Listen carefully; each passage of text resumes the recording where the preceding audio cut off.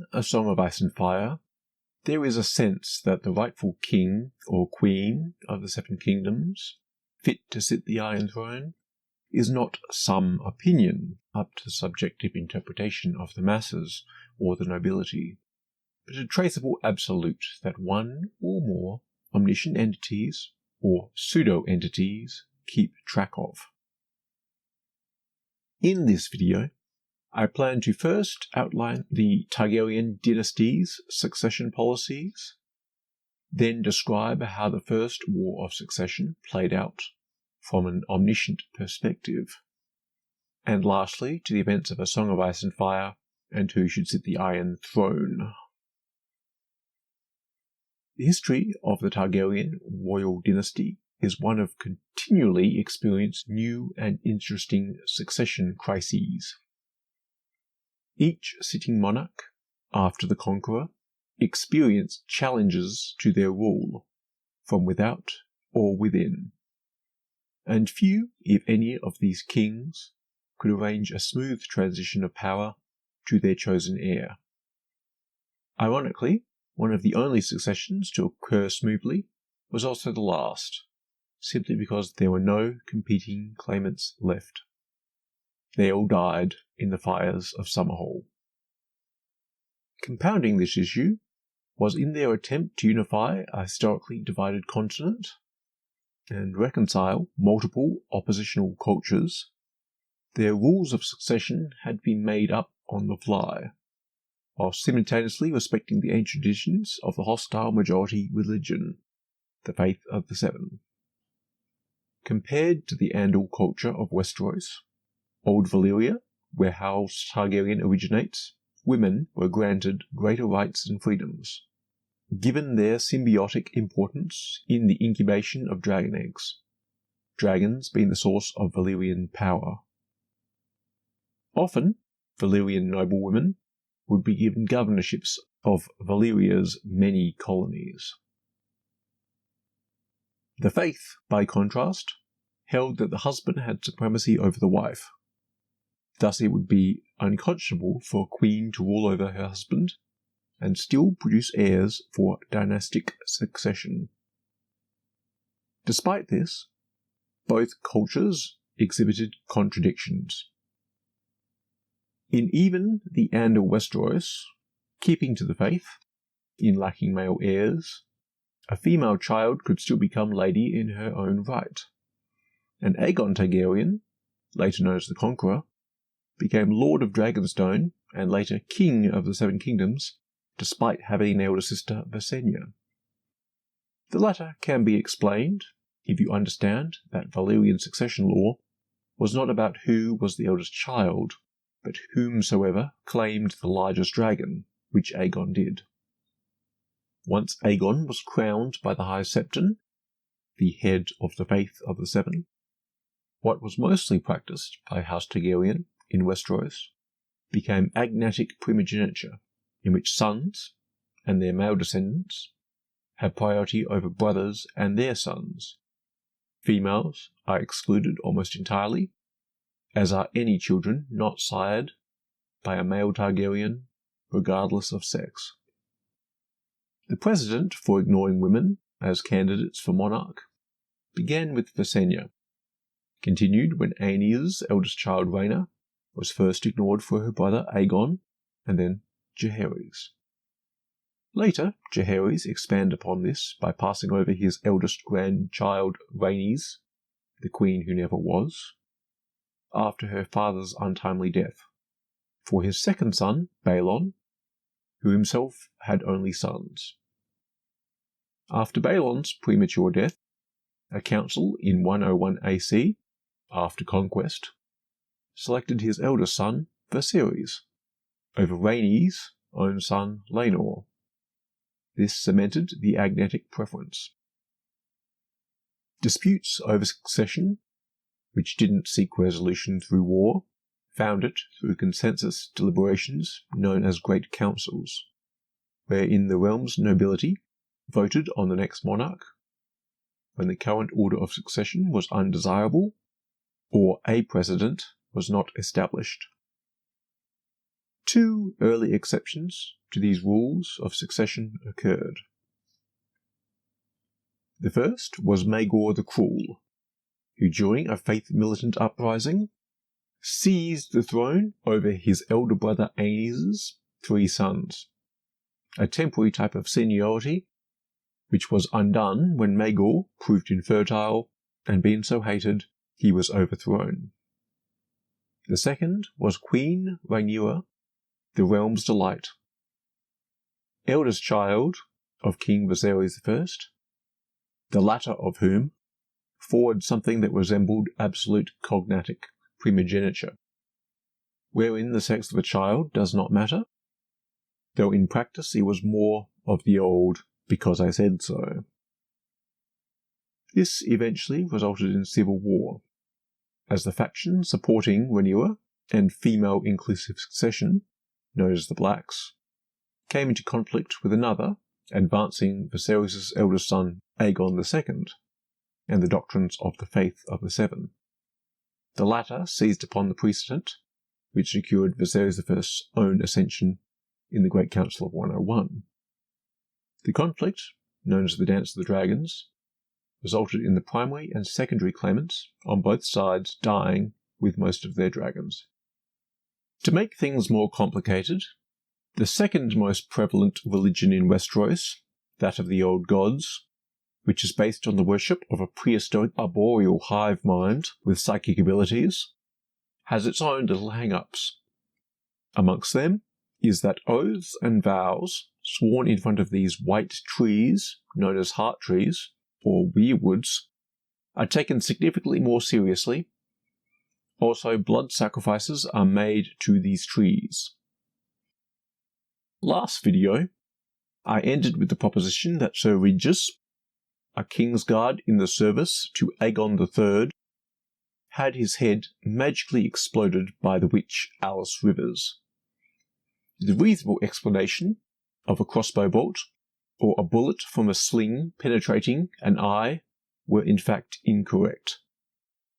The improbable explanation of a witch using the inherent power in Harrenhal to cause a magical execution was in fact the truth. Sir Regis, as a Kingsguard, unknowingly transgressed against his geash when he disrespected Alice's son, and disobeyed the perversely lawful orders, and thus suffered death. The previous video in the series includes an explanation for a geash.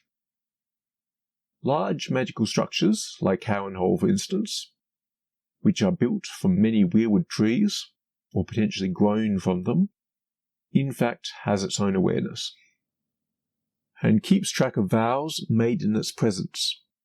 This is repeatedly hammered home to the reader in A Dance with Dragons, when Bloodraven and the Child of the Forest Leaf tell Bran that men forget, but trees remember.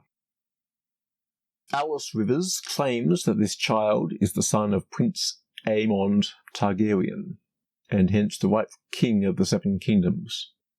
And from Harrenhal's perspective, this is the truth, because the castle witnessed the Great Council of 101 AC, and the overwhelming decision of the Lords of the Seven Kingdoms, and because Aemond was at the time riding the largest dragon, Vhagar. In the eyes of many, the Great Council of 101 AC thereby established an iron precedent on matters of succession. Regardless of seniority, the Iron Throne of Westeros could not pass to a woman, nor through a woman to her male descendants. Bormund Baratheon also supported Rhaenyra's claim, as did Lord Eddard Stark. So too did Lord Blackwood, Lord Bar Emmon, and Lord Celtigar.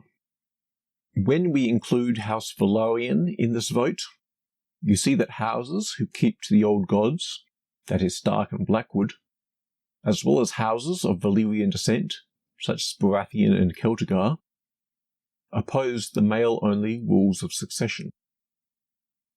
But they were too few.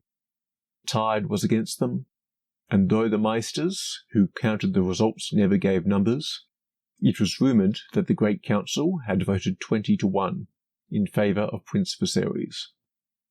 Viserys I ascended to the Iron Throne by this decision. However, later he decided to announce his daughter Rhaenyra as heir, after the death of his queen and their child in the birthing bed. In 105 AC, her mother finally delivered a son that the king and queen had both longed for, but the queen died in childbirth, and the boy named Balon only survived her by a day. By this time, Viserys I was heartily sick of being hectored over the succession, and disregarding the precedents of 92 AC and the Great Council of 101 AC, he officially declared that Rhaenyra was the Princess of Dragonstone and his heir. A grand ceremony was arranged in which hundreds of lords knelt to do homage to the princess while she sat at her father's feet. Prince Daemon was not among them. The Targaryen kings, Viserys I, the world of ice and fire. The unilateral decision would go against the legal precedent and the agreement of the Lords of the Seven Kingdoms, and importantly, against Harrenhal itself. However, it was not taken seriously by most of the nobility, especially as King Viserys then took the Lady Alicent Hightower as his second wife. The latter provided him with 3 sons who survived childhood.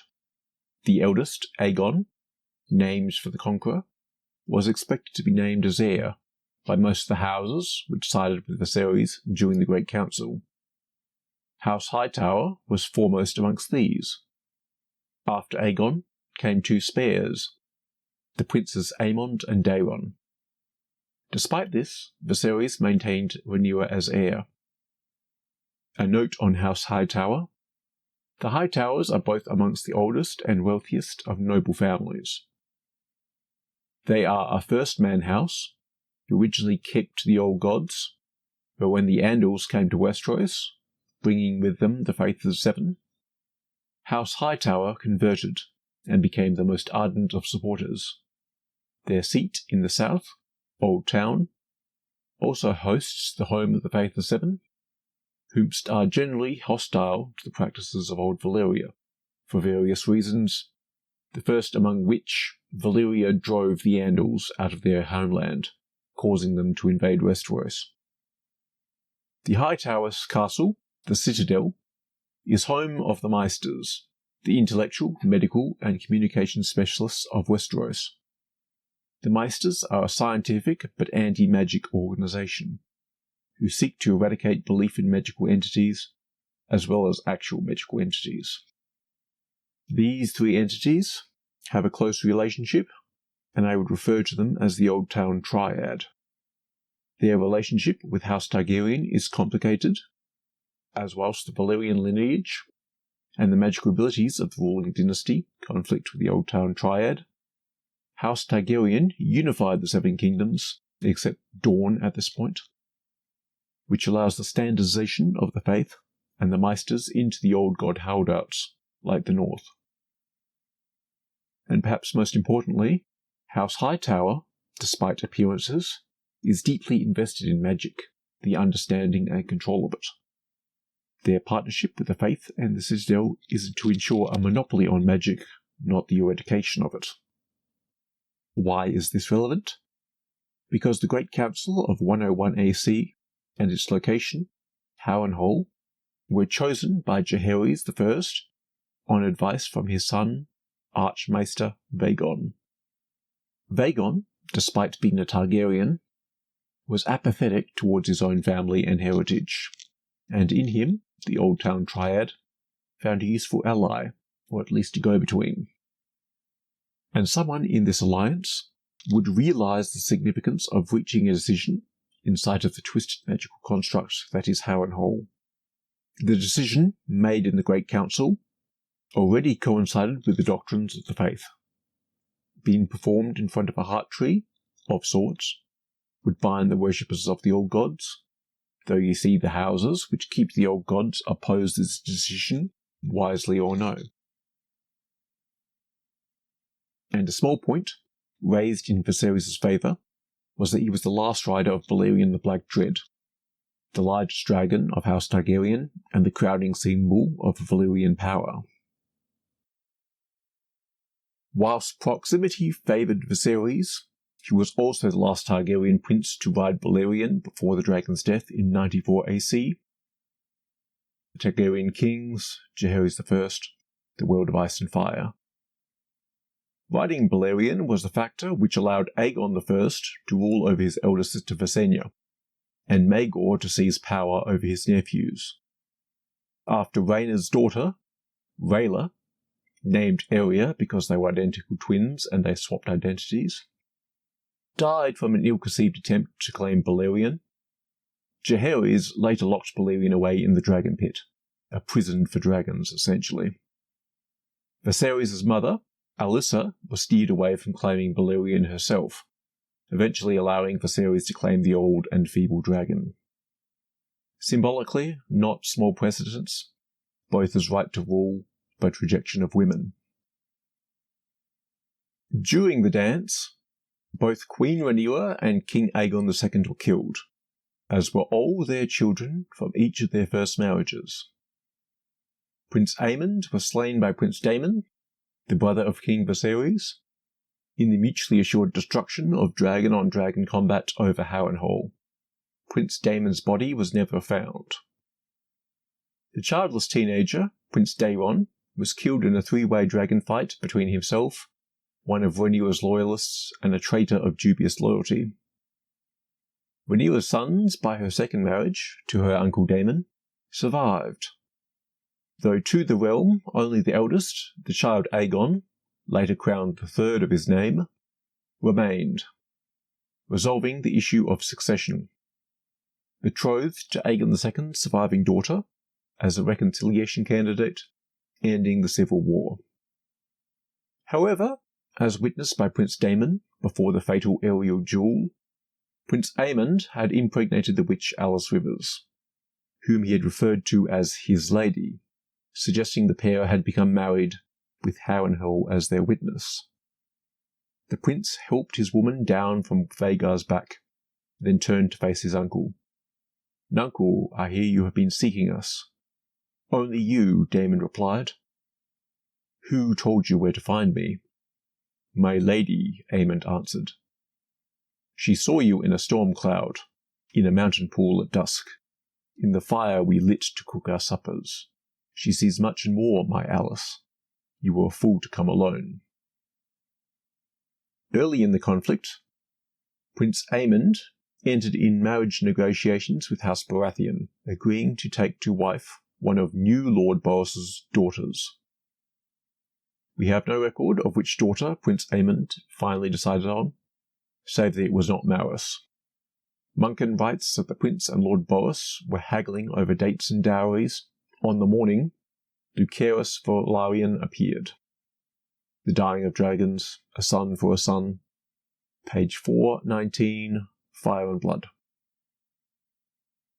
It is unclear if Aemond finalised the marriage arrangements, as betrothals are near as sacred as marriage itself. However, his animosity to Rhaenyra's son Lucerys overrode current concerns, and Aemond, on Vhagar, chased Lucerys to his death.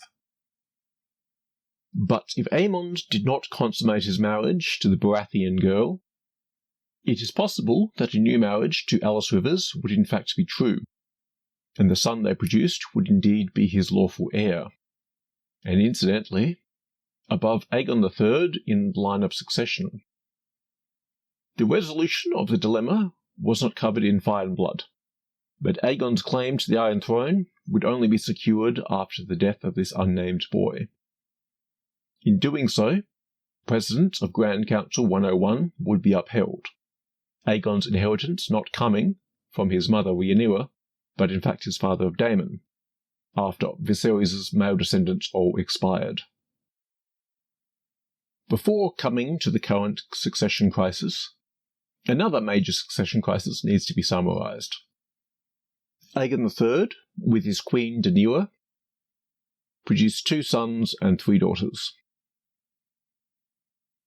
The eldest son, Daeron, died childless in a Dornish ambush. The second son, Baelor, committed himself to holy celibacy, and locked his sisters, including his sister-wife Daena, away in a castle within the Red Keep called the Maiden Vault. Baelor also died childless. Thus the Iron Throne passed to Aegon's brother Viserys II, and through his son Aegon IV, down to Aerys II in the near-current era. However, the Princess Daena did not stay trapped in the Maiden Vault, and with her cousin, Aegon, later be king, sired a bastard whom she named Daemon after her grandfather.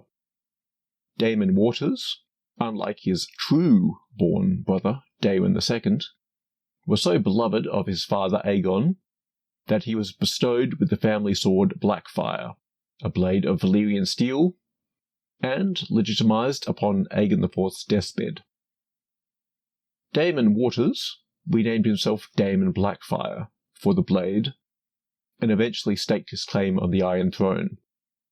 Aegon IV legitimized all his bastards on his deathbed, and how much pain, grief, and war and murder grew from that. I know you trust Jon, but can you trust his sons, or their sons? The Blackfyre pretenders troubled the Targaryens for 5 generations, until Barristan the Bold slew the last of them on the Stepstones. Catelyn V, A Storm of Swords. Whilst the male line of House Blackfyre was eventually extinguished, the descendants of the female line may have survived. Whilst the Great Council of 101 was held as law, this was not a problem. But if ever the precedent was breached, and a world where women are not excluded from the line of succession was allowed, things become very, very messy. Princess Daena herself would come before her cousin Aegon IV in order of succession. The Blackfyre claim would indeed be superior to Daemon Targaryen's line, and that is only the tip of the iceberg. And without truly considering the consequences, some people conspired to make that exact thing happen. Enter Robert's Rebellion. Robert Baratheon, Lord Paramount of the Stormlands, after the kidnap of his betrothed, Lady Lyanna Stark of Winterfell, by the Crown Prince Rhaegar Targaryen, as well as the demand for Robert's death, and that of his foster brother Eddard Stark, Lyanna's brother, by the Mad King Aerys II, sparked an uprising that resulted in the near extinction of House Targaryen, and their overthrow as rulers of the Seven Kingdoms. With the support of Houses Stark, Arryn and Tully, and the ambivalence of the other major houses, who remained neutral or provided lip service to House Targaryen, Robert claimed the throne through right of conquest, but also through his paternal grandmother, Rhael Targaryen, a blood claim through the female line. Stannis has some of the dragon's blood in him, yes. His brothers did as well. Rhael, Egg's little girl, she was how they came by it. Their father's mother. She used to call me Uncle Maester when she was a little girl. Samwell 4, A Feast for Crows. And whilst this passed without notice, and largely with the approval of the houses and institutions who supported the Great Council of 101 AC, it would open a Pandora's box for subsequent monarchs, though they do not realise it yet. A retroactive consideration of an absolute cognatic primogeniture means the scions of several other houses might maintain claims to the throne. Aegon III had 2 older half-sisters from Prince Daemon's first marriage. Both survived the dance. Princess Baela married in House Velaryon. Her sister Rhaena married into House Hightower. House Velaryon is a shadow of its former self, but House Hightower is as strong as ever. In the case of House Hightower, we do not know the coloration of the eyes and the hair during the dance, but around 300 AC, at least 2 members of House Hightower, Aloy, married to Mace Tyrell, and Lynesse, who married Jorah Mormont, have Valyrian features. Sansa recognised only Lord Tyrell's tall, dignified wife, Lady Aloy, whose long silvery braid was bound up with jewelled rings. Sansa I, A Storm of Swords. In case you think the hair is a matter of age, their father's eyes seem to pin her to her chair. Mace Tyrell, Pax Redwine, and Dawn Martell are wed to younger women, likely to outlive them. Tyrion III, A Storm of Swords. What did she look like, your Lady Lyness? Sir Jorah smiled sadly. Why, she looked a bit like you, Daenerys. He bowed low. Sleep well, my queen. Daenerys I, A Clash of Kings. It could be that House Hightower will eventually make a play for the throne, again, citing secret heritage. If they survive Euron Greyjoy, though Lyness is set to outlive her house. Only to me, he said. In half a year, my gold was gone, and I was obliged to take service as a sellsword. Whilst I was fighting the Barosi on the Rhoyne, Lyness moved into the manse of a merchant prince named Tregar or Mollen. They say she is his chief concubine now, and even his wife goes in view of her. Daenerys I, A Clash of Kings. And with Euron Greyjoy knocking at the door, the Hightower must be doing something. To be sure, Lord Leighton's locked up atop his tower with the Mad Maid, consulting books of spells. Might be he'll raise an army from the deeps, or not. Baelor's building galleys. Gunther's has charge of the harbour. Garth is training new recruits. And Humphrey's gone to list to hire sails. If he can winkle a proper fleet out of his whore of a sister, that's Lyness, we can start paying back the Iron Men with some of their own coin. Till then, the best we can do is guard the Sound and wait for the bitch queen in King's Landing to let Lord Paxter off his leash. Samuel 5, A Feast for Crows. Aegon III's youngest daughter, Elaena, married thrice, birthing 5 legitimate children, 4 to House Penrose, and a boy to House Plum, from whom Brown Ben Plum is supposedly descended. Viserys Plum may have been another of Aegon IV's bastards, meaning she was the only child of Aegon Dragonbane to produce legitimate offspring. Daeron II had a younger sister called Daenerys. She was married to Prince Maron of House Martell. Carefully nursed, this could end up giving Prince Doran and his daughter Arianne a claim to the Iron Throne, should Daeron II be proven illegitimate in retrospect, or all his descendants slain. Daeron II's own marriage to Moira Martell, Maron's sister, ended up producing a number of granddaughters, and at least one great-granddaughter, for whom we have no information of their legacy. The great-granddaughter Baela and the granddaughter Daela would both come before Aegon V, known as the Unlikely, in order of succession. And all of post-conquest House Targaryen's legitimacy would be rendered irrelevant if King Aenys was fathered not by Aegon the Conqueror, but one of the minstrels that Queen Rhaenys was fond of. Aenys was made of different stuff. He had begun life as a weak and sickly infant, and remained so throughout his earliest years. Rumours abounded that this could be no true son of Aegon the Conqueror, who had been a warrior without peer. In fact, it was well known that Queen Rhaenys delighted in handsome singers and witty mummers. Perhaps one of these might have fathered the child. The Targaryen kings, Aenys I, the World of Ice and Fire. Still, let's proceed considering the precedent of 101 AC remains intact. Who is the rightful ruler of the Seven Kingdoms in 300 AC? Upholding 101, the Baratheon claim rests entirely of the right of conquest, which is an obvious double-edged sword. Thus, unless overturned, Tommen, who is a false Baratheon, Stannis, and through him Shireen Baratheon, have no blood claim to the throne.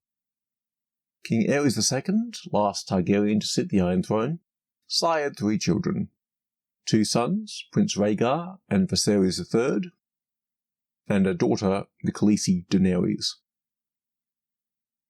Viserys III died without legitimate issue, executed by Daenerys' husband, Khal Drogo. Rhaegar most probably died at the Trident, slain by Robert. In some improbable circumstances, perhaps his death was faked, but we'll play it as straight and say Rhaegar died. Rhaegar had 3 children, the Princess Rhaenys and Prince Aegon by Elia Martell, and Jon Snow by Lyanna Stark. R plus L equals J is pretty much canon at this point. Princess Rhaenys and Prince Aegon were murdered, on Robert's behalf, by House Lannister. Daenerys is halfway across Planetos, give or take, is a woman, which would ordinarily disqualify her for the throne. But she has dragons, and has claimed the largest of them, Drogon, for herself. Which is not insubstantial, as the largest dragon wins in Valyrian law, I suspect. She is well placed to win the throne by right of conquest, though taking the throne and keeping it are 2 different challenges, as Rhaenyra found out. Besides Daenerys, there are no other candidates until, in A Dance with Dragons, we are introduced to young Griff, who is later revealed to be King Aegon VI, Rhaegar's son who was miraculously saved by the eunuch Varys, and raised in secret to reclaim Westeros from the usurper Robert Baratheon.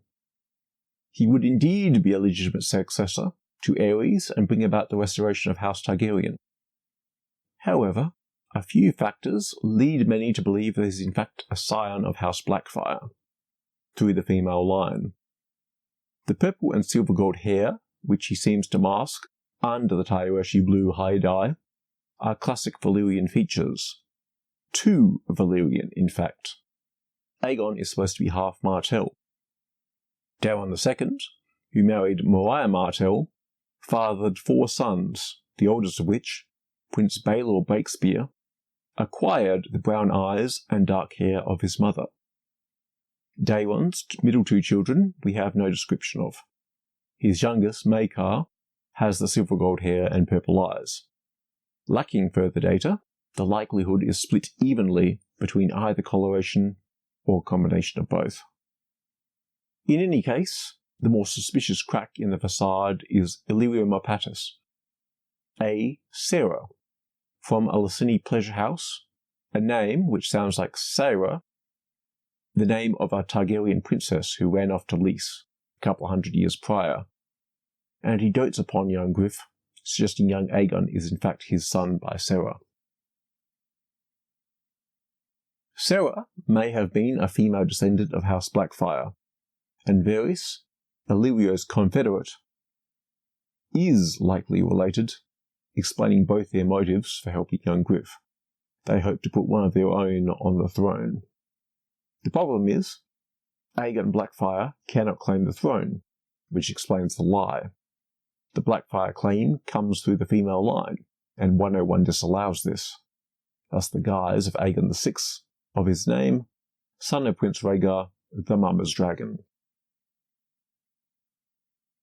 Let's consider Jon, who lives a secret identity as his uncle Eddard's bastard, and has joined the Night's Watch, forswearing land and titles.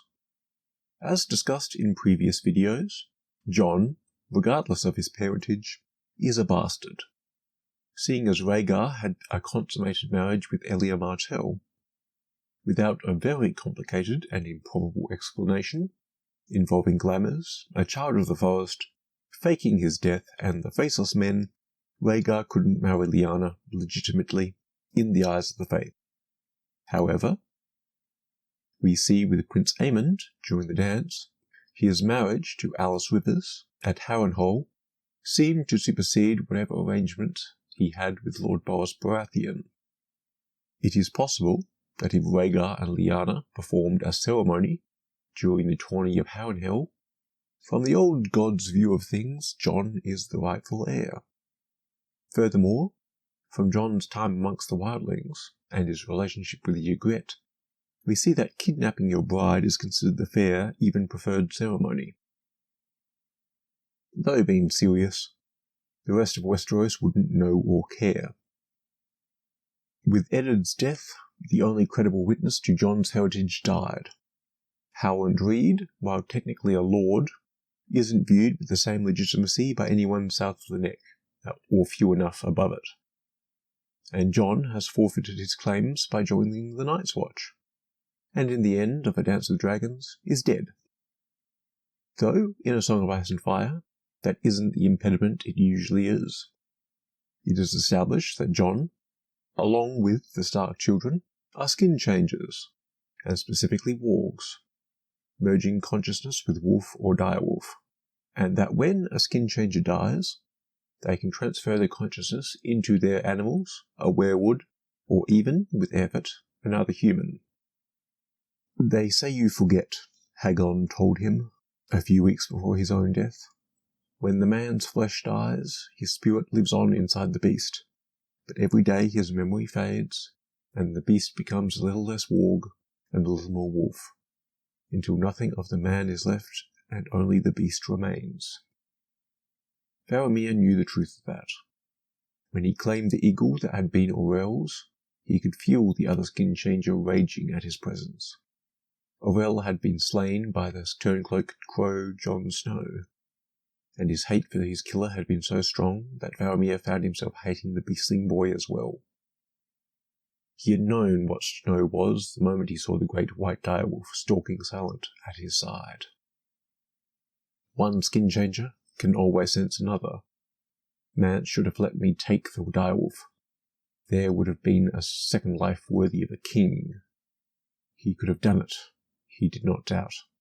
The gift was strong in Snow, but the youth was untaught, still fighting his nature when he should have gloried in it. Prologue, A Dance with Dragons. Valyria, in the moments before his death as a man, is described as seeking his second life in one of his wolves. He was in the snow and in the clouds. He was a sparrow, a squirrel, an oak. A horned owl flew silently between his trees, hunting a hare. Valyria was inside the owl, inside the hare, inside the trees. Deep below the frozen ground, earthworms burrowed blindly in the dark, and he was in them as well. I am the wood, and everything that's in it, he thought, exulting. 100 ravens took to the air, cawing as they felt him pass. A great elk trumpeted, unsettling the children clinging to his back. A sleeping direwolf raised his head to snarl at empty air. Before their hearts could beat again, he had passed on, searching for his own. For One Eye, Sly, and Stalker, for his pack. His wool would save him, he told himself. That was his last thought as a man. Prologue, A Dance with Dragons. So at the end of A Dance with Dragons, when Jon Snow is stabbed to death by the Night's Watch, it is set up that he would seek his second life inside his direwolf ghost. Then Bowen Marsh stood there before him, tears running down his cheeks. For the watch, he punched Jon in the belly. When he pulled his hand away, the dagger stayed where he had buried it. Jon fell to his knees. He found the dagger's hilt and wrenched it free. In the cold night air, the wound was smoking. Ghost, he whispered. Pain washed over him. Stick them with a pointy end. When the third dagger took him between the shoulder blades, he gave a grunt and fell face first into the snow. He never felt the fourth knife, only the cold. Jon 13, A Dance with Dragons. This leads to questions. Will Jon make his way back to his original body? Find a new body? Does he maintain his obligations to the Night's Watch in a different body? Does his claim remain with his consciousness or with his blood? Has this ever happened before? It likely happened to Robb at the Red Wedding. When he was dying, he spoke the name of his direwolf, Greywind. Yes, Robb, get up. Get up and walk out. Please, please, save yourself. If not for me, for Jane. Jane? Robb grabbed the edge of the table and forced himself to stand. Mother, he said. Greywind. Go to him now, Robb. Walk out of here. Catelyn 7, A Storm of Swords. Now the second life would have been short-lived. as the Freys had Grey Wind killed shortly afterwards. Their co-conspirators, the Boltons, had millennia of experience fighting House Stark, and were prepared for a skin-changing event, it seems. It may have just been expedient to kill the direwolf, or perhaps under ancient First Men law the claim continues with the second life. Which brings us to Jon's elder half-sister, Princess Rhaenys. It may be she is still alive, after a fashion, despite her human form being murdered by House Lannister. My sister Elia had a little girl as well. Her name was Rhaenys. She was a princess too. The prince sighed. Those who would plunge a knife into Princess Myrcella do not bear her any malice, no more than Sir Armory Lorch did when he killed Rhaenys, if indeed he did. The Soiled Knight, a feast for crows. This is meant to cast doubt on Sir Armory Lorch as the killer, but it could be a subtle hint that Rhaenys is still alive. How, might you ask? She skin-changed into her black kitten, Balerion, as her human body was being murdered by Sir Armory. Rhaenys was a child too, Princess Rhaegar's daughter, a precious little thing, younger than your girls. She had a small black kitten called Balerion, did you know? I always wondered what happened to him. Rhaenys liked to pretend he was the true Balerion, the Black Dread of old, but I imagine the Lannisters taught her the difference between a kitten and a dragon quick enough, the day they broke down her door. Edit 15, A Game of Thrones. In that circumstance, Rhaenys may have seemed to call to Balerion to save her, though what she was in fact doing was skin-changing into a new life, this black kitten Balerion. Now Rhaenys is not a Stark, as Jon is, and may not seem to be an obvious skin-changing candidate. However, House Targaryen bonds telepathically with their dragons, in a manner eerily like wargs do with their wolves. Even if this is not enough, Rhaenys, through her father Rhaegar, is descended from House Blackwood, an ancient First Men house, whom still keep to the old gods. One of the most notorious skin changers in Targaryen history, Brynden Bloodraven Rivers, was born of a union between a Targaryen and a Blackwood. Rhaenys' father's great-grandmother was Queen Betha, Black Betha Blackwood, who married Aegon V. Betha is a probable source of skin-changing talent, not only in Rhaenys, but most of Aegon and Betha's descendants, including Rhaegar, Daenerys, the Baratheon boys, and their kids. Jon Snow also has his mother, Lyanna's heritage to draw from. In Rhaenys' case, an ancestor, 4 generations removed, may seem like a minuscule genetic contribution, until you factor in the Targaryen proclivity for incest. Rhaenys' grandparents, Aerys and Rhaella, were brother and sister, and their parents, Jaehaerys II and Rhaenyra, were also siblings. This means that Betha Blackwood is not 1, not 2, but 4 of Rhaenys' 16 great-great-grandparents, so on average would make up a quarter of her genetic heritage. And this is all assuming that Elia Martell had no special genetics, which is not a safe assumption, considering we know very little about House Martell. So I present that Rhaenys is living a second life inside her cat, and we'll go even further and say we know which cat. The Red Keep was full of cats, lazy old cats dozing in the sun, cold-eyed mouses twitching their tails, quick little kittens with claws like needles, ladies' cats all combed and trusting, ragged shadows prowling the midden heaps. One by one, Arya had chased them down, snatched them up, and brought them proudly to Syrio Farewell. All but this one, the one-eared black devil of a tomcat.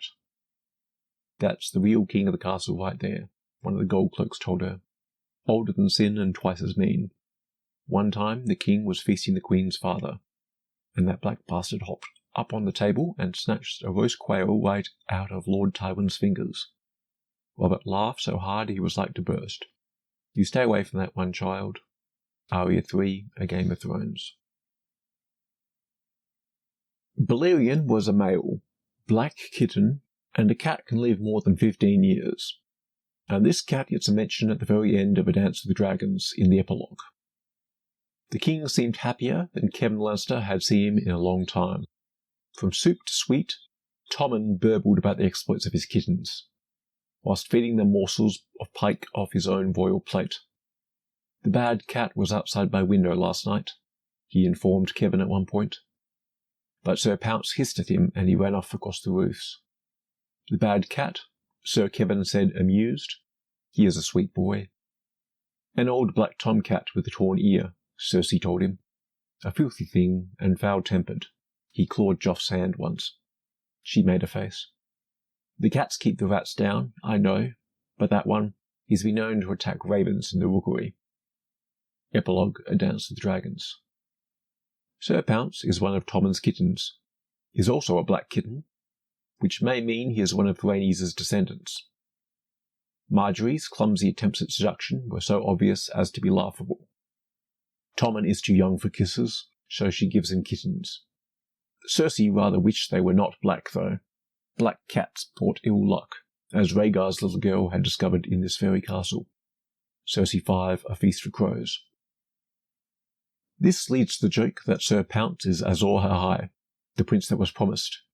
There may be a grain of truth in this farce, in that Rhaenys, having transitioned into life as a male cat, is now male, and is, as a result, eligible to sit the Iron Throne, at least by the standards of the Great Council of 101. They haven't had a council decide if non-humans can sit the Iron Throne, or if a transferred consciousness retains their claim, separate from their blood. If they rule in Rhaenys' favour, her claim will trump Jon's, Daenerys', young Griff, and most every other claim as the eldest child. And the kittens of Balerion, second of his name, would follow, if their mother was properly married. This absurdity aside, the matter of transferred consciousness opens up one final candidate for the Iron Throne. I mentioned earlier that a human-to-human transfer of consciousness is possible. Difficult under most circumstances, and if the receiving human body doesn't have the ability to skin change, the consciousness loses the ability. Thistle, he thought. Hagon would have called it an abomination, the blackest sin of all, but Hagon was dead, devoured and burnt. Mance would have cursed him as well, but Mance was slain, or captured. No one will ever know. I will be Thistle, the spearwife, and Valimir Sixskins will be dead. His gift would perish with his body, he expected. He would lose his wolves and live out the rest of his days as some scrawny, warty woman. But he would live, if she comes back, if I am still strong enough to take her. Prologue, A Dance with the Dragons. He of course fails, but a stronger skin changer might manage it. Bran manages, without training, to take hold of Hodor. And, the ideal circumstance, to continue one's consciousness indefinitely, steal the body of another skin changer. Which brings us to the infamous ending of Game of Thrones. And I'll tell you this, Bran Stark did not become King of Westeros. He doesn't have a claim, and like much of the show, the issue was navigated in a less than coherent manner. Even in the show, in Season 7, Muir catches on that Bran isn't himself and leaves. It's not Bran. He even says this. Bran! I'm not really. Not anymore. I remember what it felt like to be Brandon Stark. But I remember so much else now.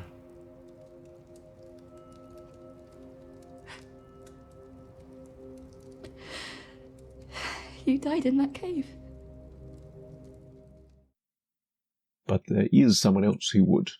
If the other claimants could be ruled out in one manner or another, and if it's decided that a claim to the throne continues with consciousness rather than blood, that person is Bloodraven, the son of Aegon IV, who, like the rest of Aegon's great bastards, was legitimized on the king's deathbed.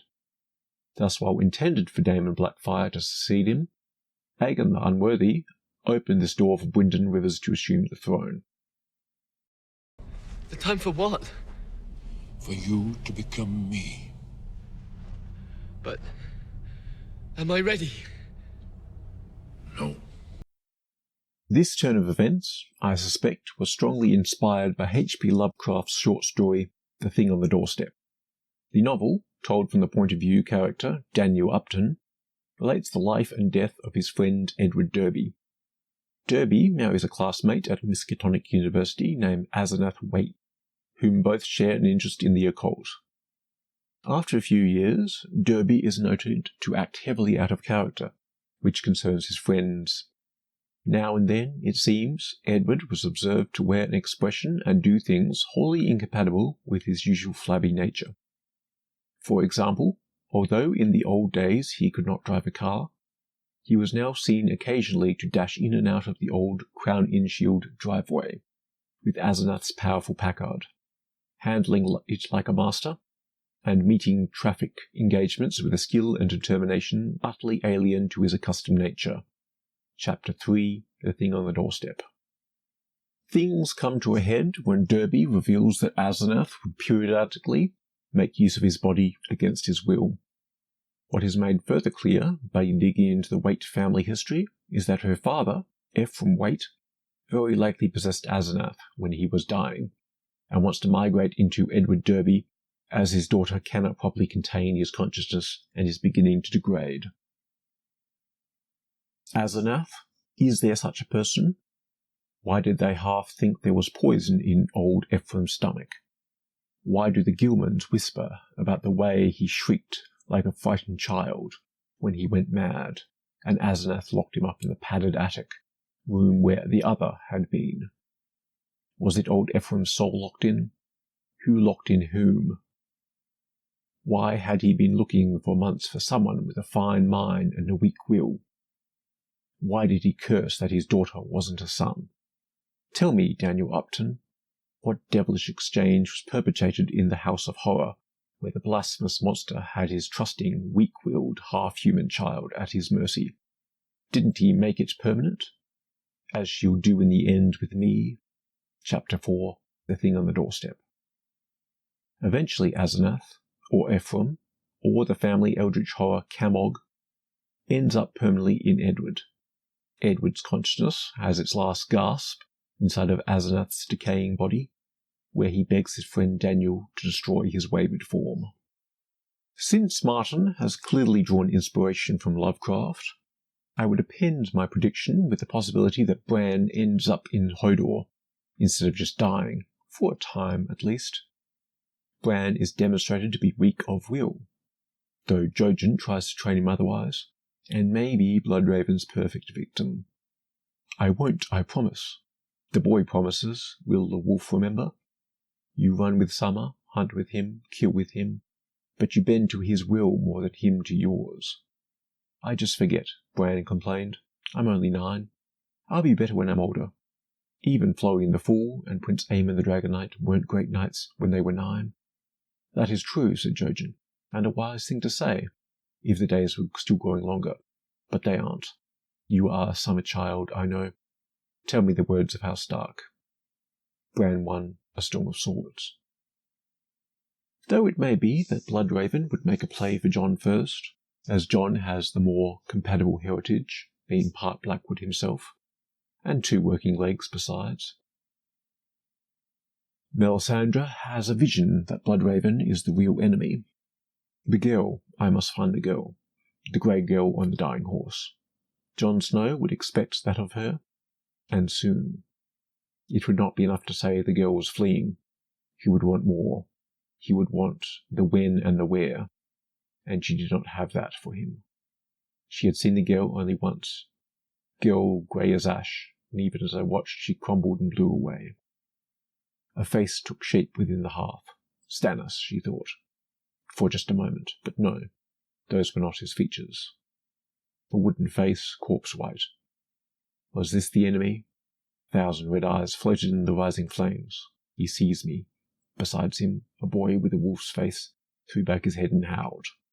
Melisandre won, I danced with the dragons. Bloodraven is a legitimized bastard. In Westeros, as a rule, children born in wedlock would precede him in order of succession. Roose prognosticates to Theon that Ramsay, will have to kill all his children by Water Frey to claim the Dread Fort, as he did Roos's son Domeric. The question frightened him. Once he had heard Skinner say that the bastard had killed his true-born brother, but he had never dared to believe it. He could be wrong. Brothers die sometimes. It doesn't mean that they were killed. My brothers died, and I never killed them. My lord has a new wife to give him sons. And won't my bastard love that? Lady Walder is a Frey, and she has a fertile feel to her. I have become oddly fond of my fat little wife. The two before her never made a sound in bed. This one squeals and shudders. I find that quite endearing. If she pops out sons the way she pops in tarts, the Dread Fort will soon be overrun with Boltons. Ramsay will kill them all, of course. That's for the best. I will not live long enough to see new sons to manhood, and boy lords at the bane of Eddie House. Walder will grieve to see them die, though. Week 3, A Dance of the Dragons. Thus the descendants of Aegon IV's true-born children, and the older great bastards would need to be eliminated as contenders. As stated before, the precedent of Great Council 101 AC has been breached with the Robert's ascension to the Iron Throne, though at this point Jaehaerys' precedent of 92 AC remains intact. This means that female rulers are, for the moment, legally excluded, though the males from a female line can now be considered. Jon remains a bastard, and will undergo a mind transfer following his murder. His resurrection, such as it is, would provide a necessary precedent for Bloodraven's own eventual ascension in Bran's body. As such, we'll consider that an inevitability. Jon's illegitimacy is something several parties have been eager to deal with. King Stannis offered to remove Jon's bastardry. As you wish, but consider quickly, I am not a patient man, as your black brothers are about to discover. Stannis put a thin, fleshless hand on Jon's shoulder.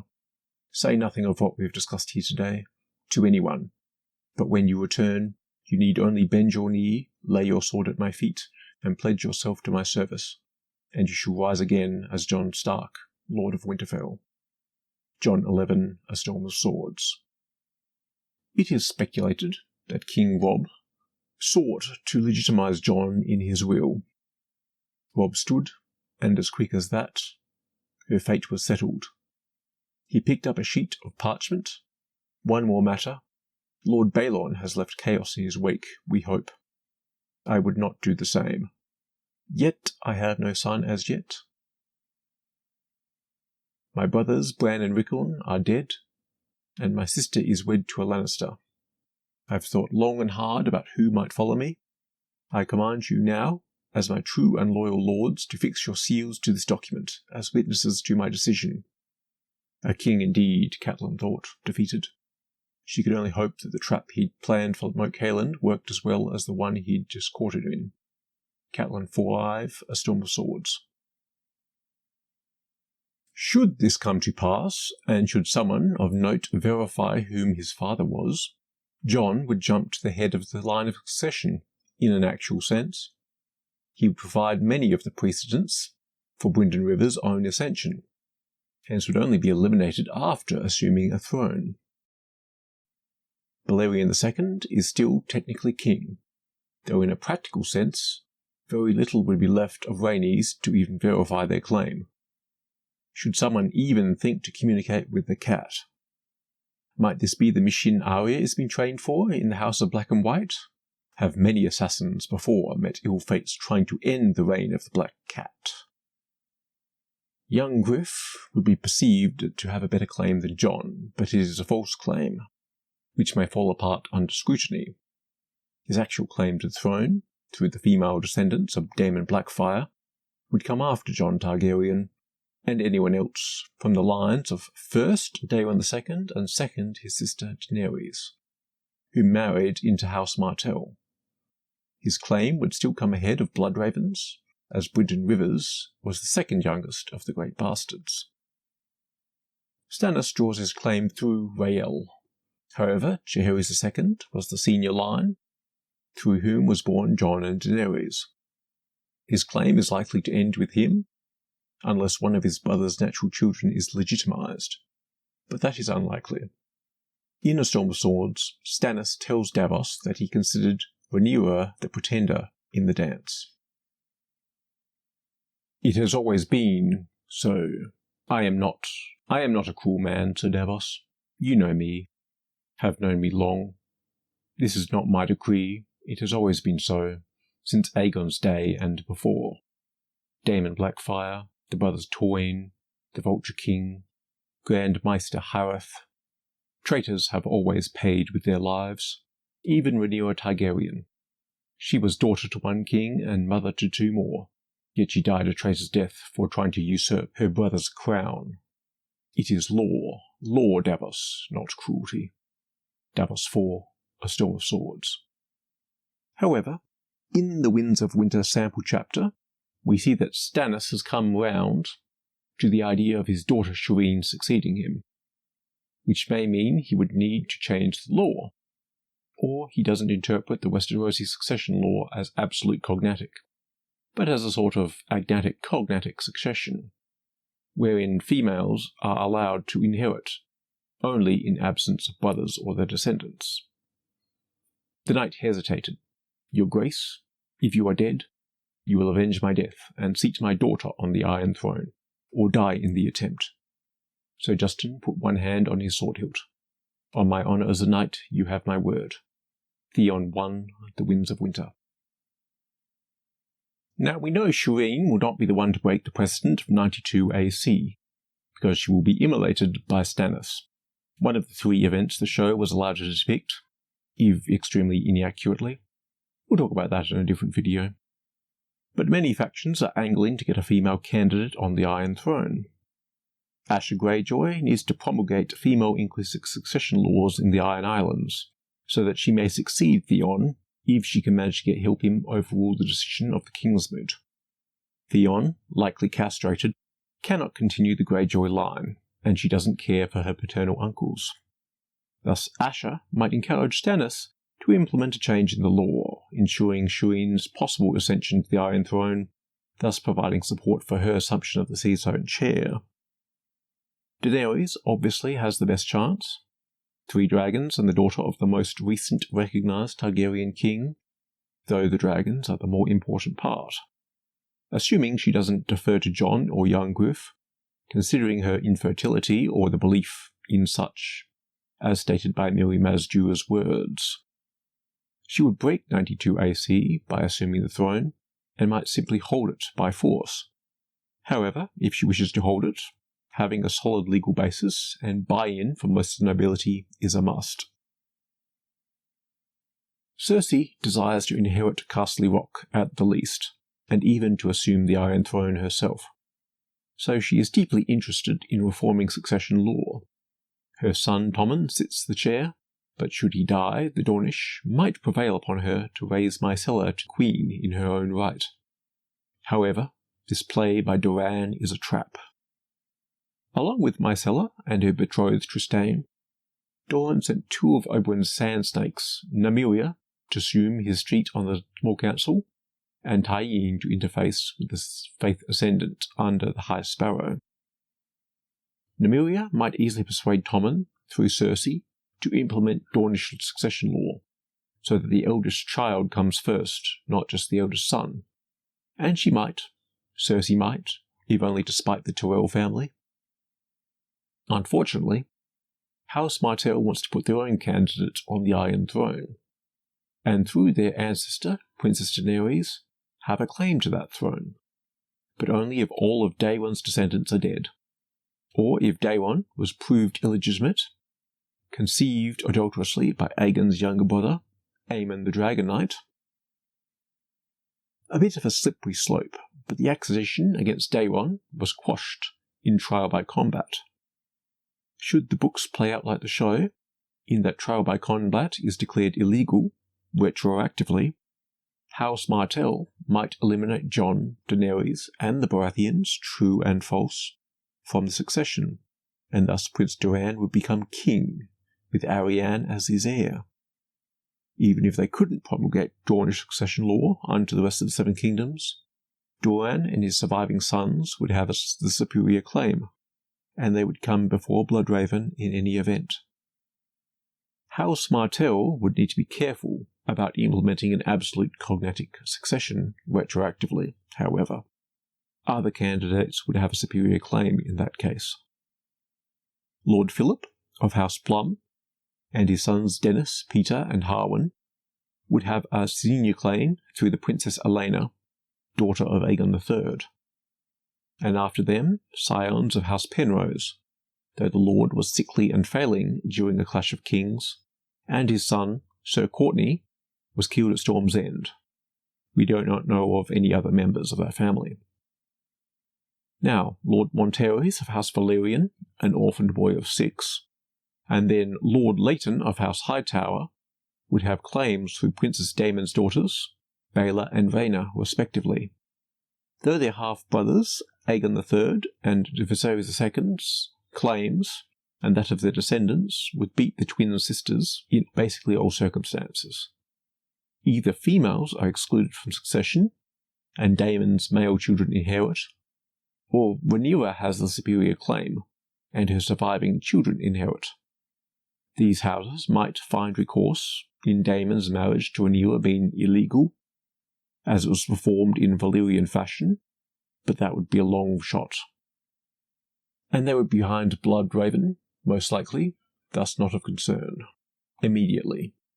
Later they might try to usurp Bloodraven. Bloodraven was the cause of Aegon V's ascension to the throne. Aegon, also known as Egg, was styled the unlikely, because of how many claimants had to be ruled out before he could take the throne, which means Brynden Rivers is no stranger to eliminating large numbers of claimants. Through a series of fortunate events, all those listed above could be removed from the line, which will secure Bloodraven's eventual assumption of the Iron Throne and lordship of the Seven Kingdoms.